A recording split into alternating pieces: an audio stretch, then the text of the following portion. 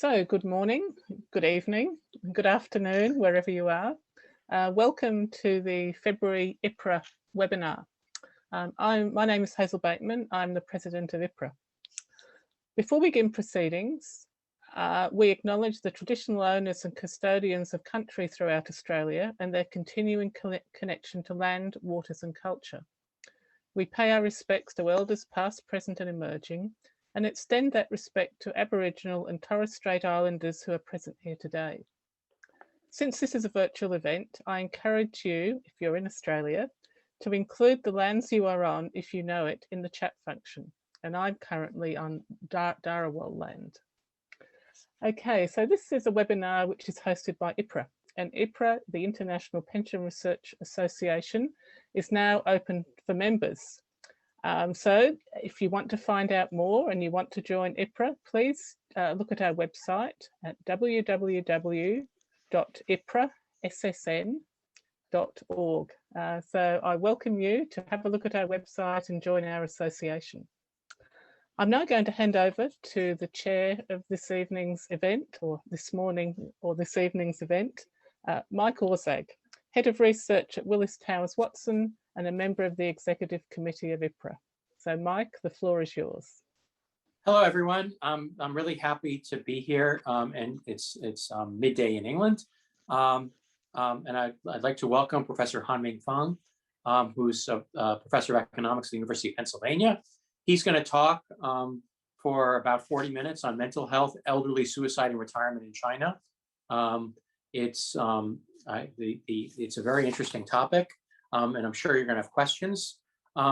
Please, when you have questions, you can add them by the chat function, and we'll try to get to as many questions as possible. We'll stop precisely at 1 hour because for people in Australia and others and elsewhere, it can be quite late. Okay, Professor Fang.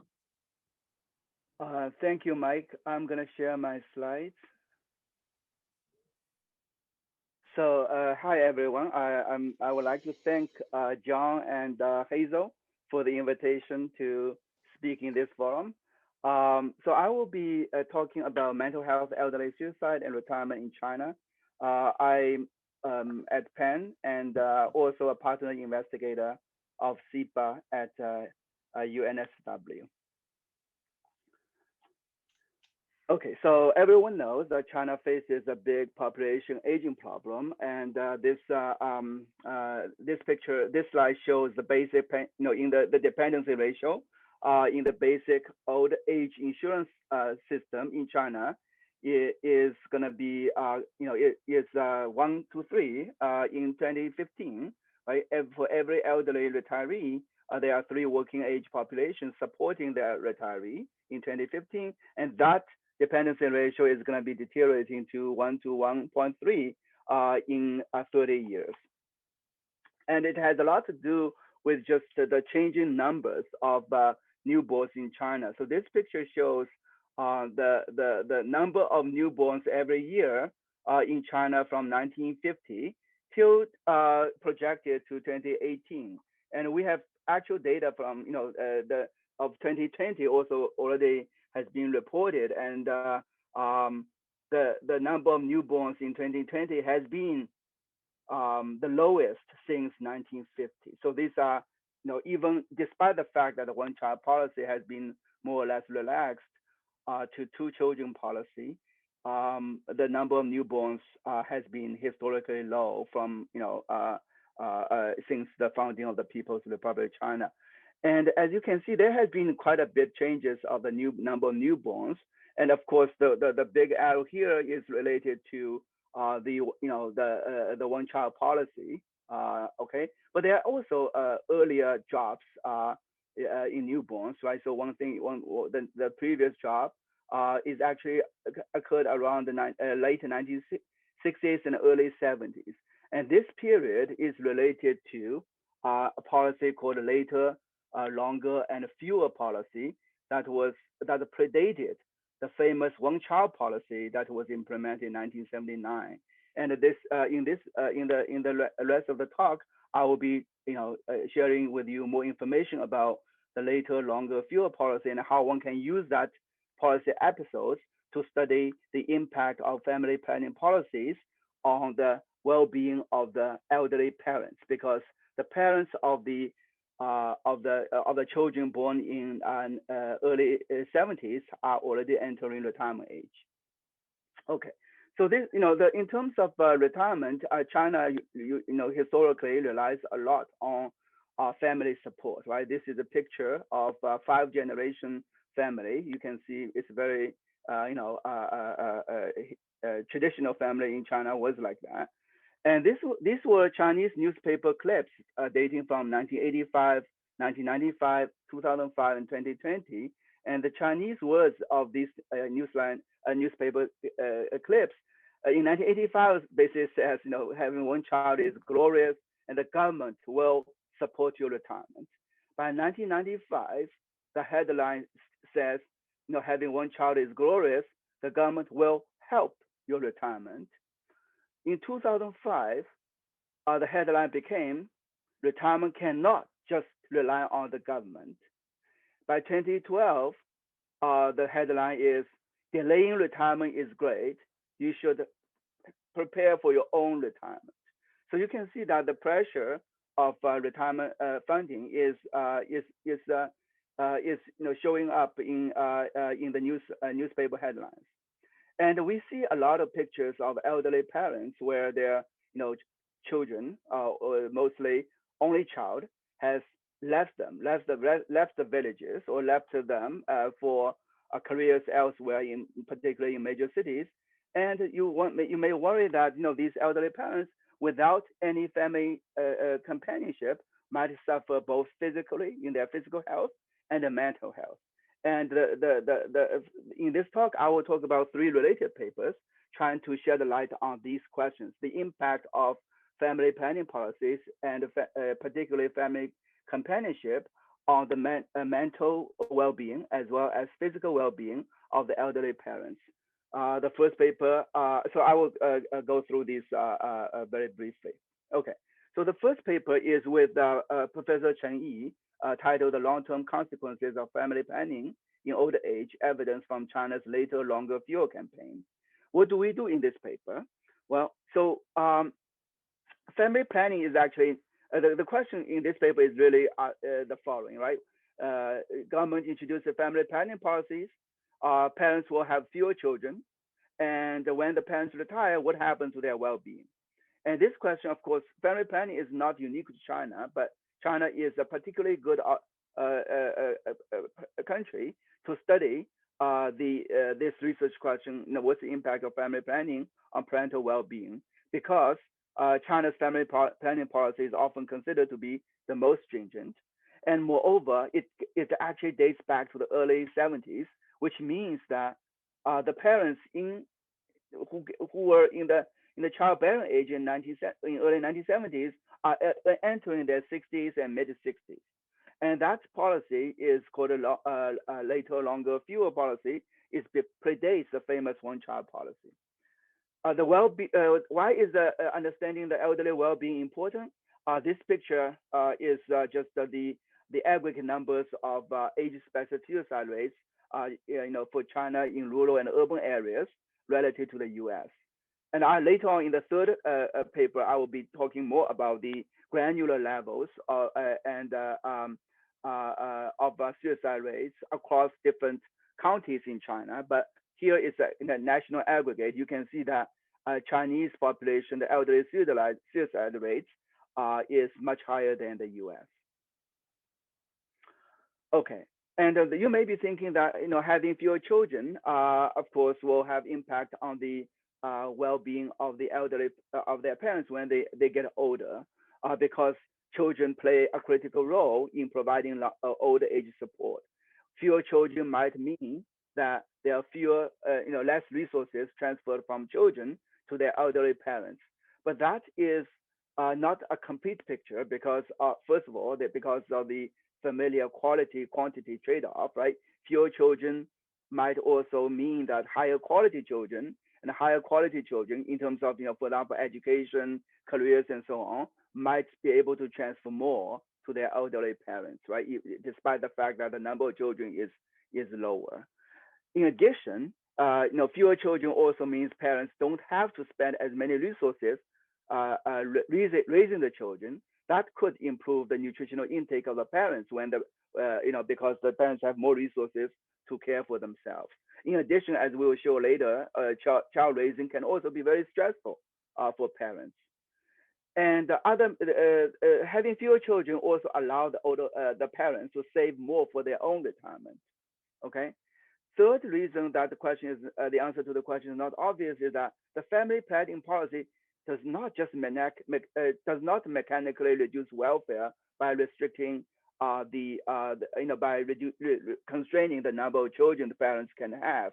Family planning policy in China also makes birth control technology more accessible. In other words, before the family planning policy, the number of children the parents end up having might exceed their desirable number. And the family planning policy, by making birth control technology accessible, can help the parents, choose the more desirable number of children. So it's not clear. The answer to these questions are not clear.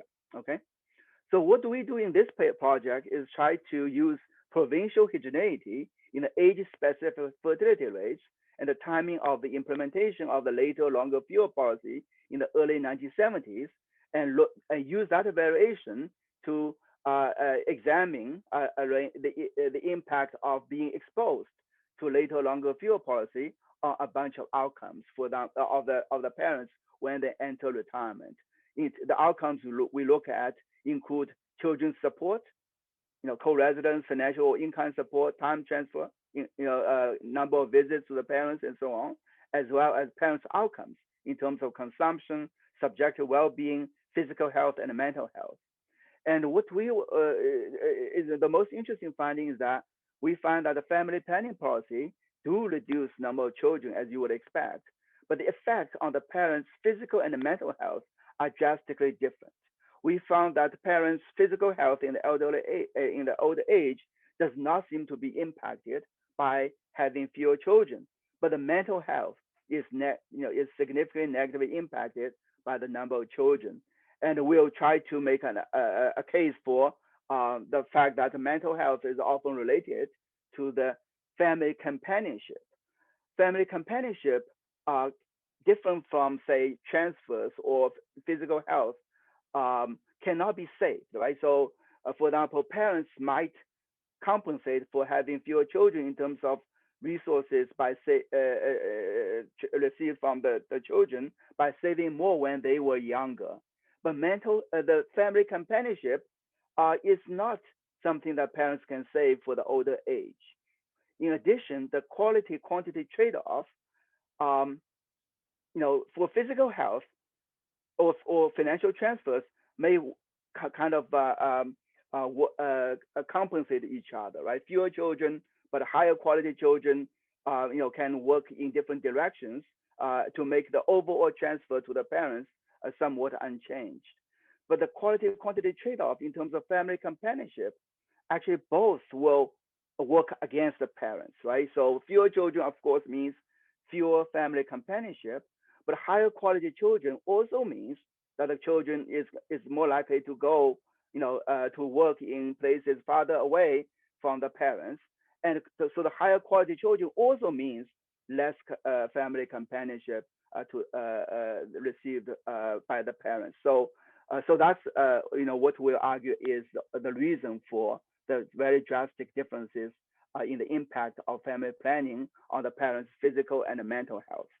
And the third project, about early elderly suicide, will again reinforce the importance of family companionship through the study of the impact of Lunar New Year, right, which we are in now, on the elderly suicides in China. Okay, so not everyone is familiar with the later, longer, fewer policy. Most people know the one-child policy that was implemented in China from 1979. But later, longer, fewer policy actually started in 1969. And this is a picture of China's total fertility rates from 1949 until 2002, right?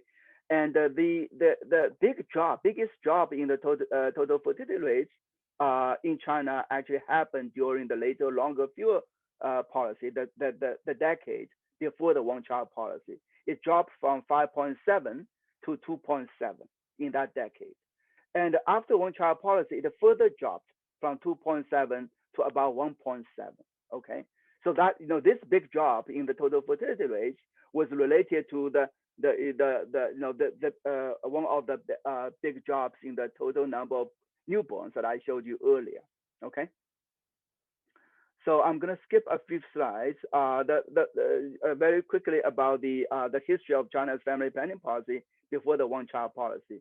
So it actually started in 1962. Right, there was the government's intention to do family planning policy in 1962, but the Cultural Revolution kind of interrupted the implementation of the family planning policy until 1970.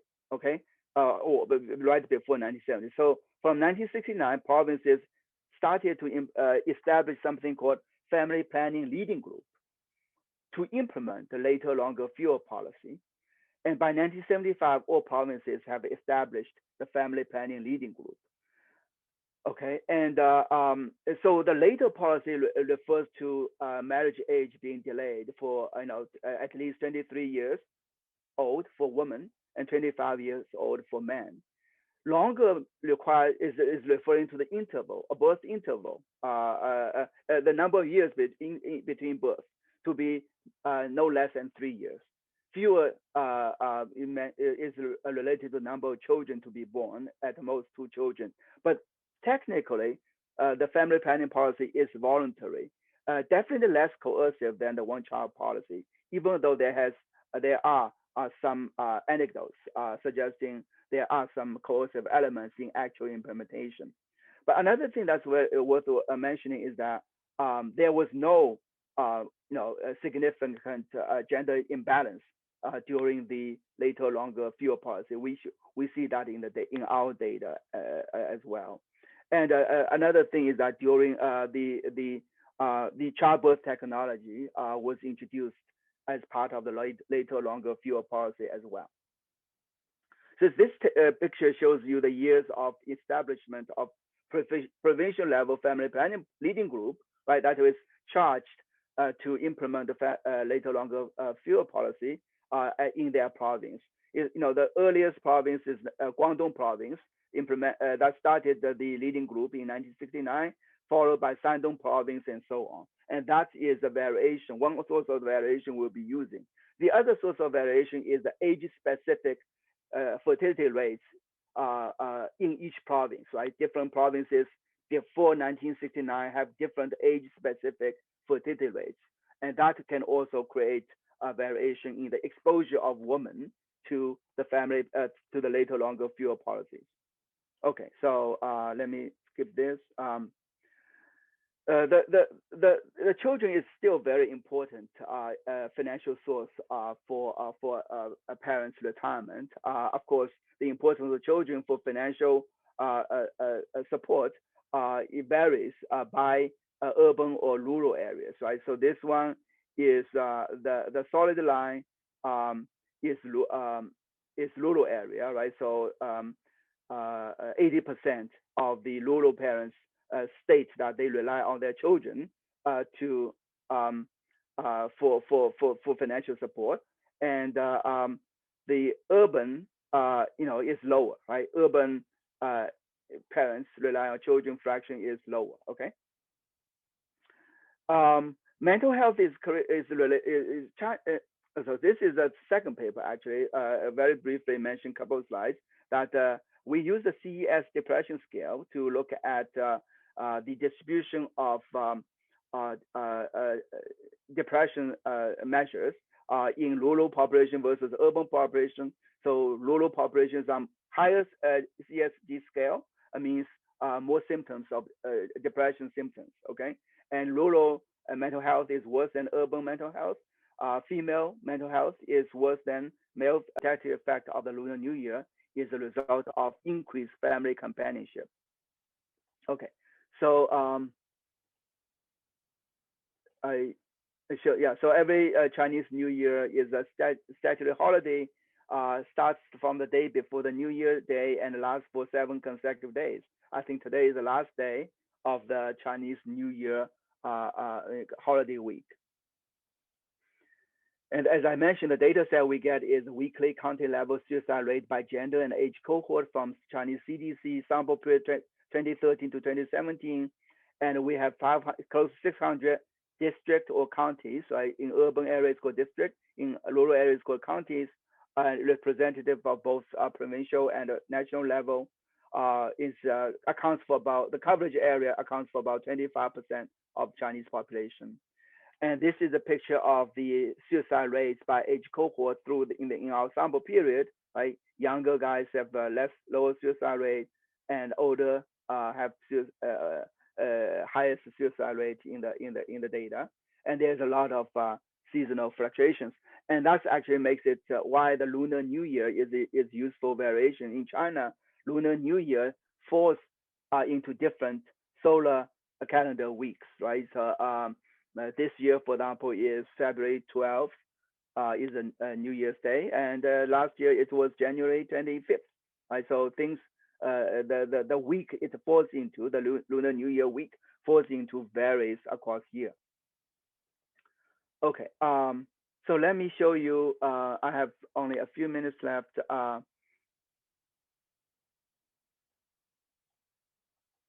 Okay, so yeah, so this in terms of female and male suicide rates, actually we often thought that females might have higher suicide rates in China.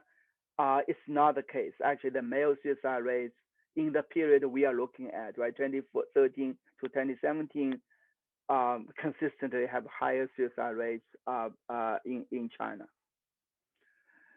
This is the baseline result, the effect of Lunar New Year on elderly suicide rate. We focus on the age 65 and older. This is the overall. This is female. Column 3 and 4 are for female, and column 5 and 6 for male. And we use either the level, the number of suicides in the county in 1 million people, or use a hyperbolic sign of the transformation, because there are quite a lot of zeros. So we needed to either use log of 1 plus the number, or but we prefer. I seem like hyperbolic sign is a more robust transformation. And you can see that this impact, you can think of it as percentage change, right? The Lunar New Year reduces the number of suicide rates overall by 8.7%, and it's significant both for female and male. Okay. And so this was the result for the 65 and older, breaking out by age group. We see that the protective effect only showed up for the elderly. Okay, they are negative only for the age 65 plus group, but not for the younger group. And in order to show that this protective effect is indication of the importance of family companionship, we look at the heterogeneous effect. Lunar New Year interacting with, for example, average household size. You see that the average house size is bigger.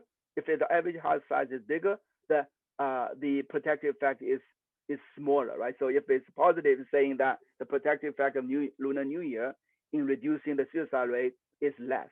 Okay. Same thing if we were to measure the average daily kind of family companionship by average proportion of children living in the household, all right, or having children, percentage of having children living in the household, the Lunar New Year effect all becomes less negative, right? This interaction effect is positive. What about the children? Do children respond to the mental health deteriorations of their elderly parents? It turns out that we found that the children, so Delta Depression Index is the parents' depression index change from year T to T plus 1. Then we look at whether the children will move closer to live there with their parents. The answer is no. The children does not seem to know this. And the number of children living in the same county, there's some increase, but not significant. They do increase transfers. So the children seem to say when they see their parents depression scale deteriorate, they respond in transferring more money, but that's not actually what the parents needed to improve their mental health. There are also some dynamic effects, whether this the protective effect of Lunar New Year is just a temporal shift of suicides. The answer is no. So there is actually anticipatory effect of reduction in suicide rates before the Lunar New Year happens, and then after the Lunar New Year ends, there is some I guess withdrawal effect. The parents' suicide rate to increase slightly, but overall, the Lunar New Year, it leads to a significant, about 6% reduction in the suicide rates. Okay, so this is my last slide. The suicide rate of the elderly group declines during the Chinese Lunar New Year. The most important channel of the effect is family companionship. There are other potential channels we discussed in the paper, but we show that family companionship must be an important component of it because there are other patterns in the data that cannot be explained by other channels. These results explore temporal variations and provide novel findings suggesting the importance of family companionship on the mental health of the elderly. And again, the three papers that I briefly mentioned today provides important policy implications to call for paying more attention to the elderly mental health. I will stop here. Thank you very much for a very interesting and thought-provoking talk that covered a lot of data, a lot of ground.